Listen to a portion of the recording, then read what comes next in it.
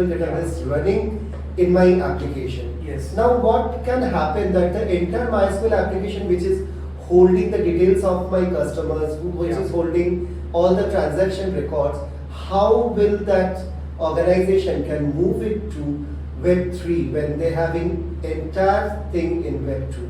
Yeah. So this is currently a centralized database, whereas in Web3 we are having decentralized databases.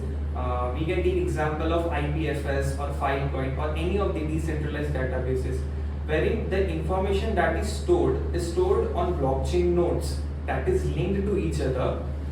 So if you are having any of the data that is currently in Web2, you need to create a new database in Web3. Then only it can be stored. So it's a complete shift from Web2 to Web3 with the help of decentralization and blockchain technology.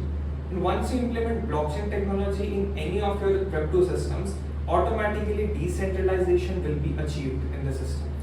Okay, and how this migration is smooth? Is it very critical or is it smooth, or what kind of steps we have to take during the migration? During the migration, we always have to keep in mind which all things we need to keep in consideration while storing the data.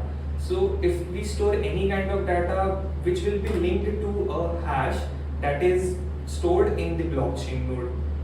So it's a very critical thing while a Web2 developer needs to migrate with the Web3. The very first thing is that they need to have a proper knowledge about the data that they are migrating from Web2 to Web3.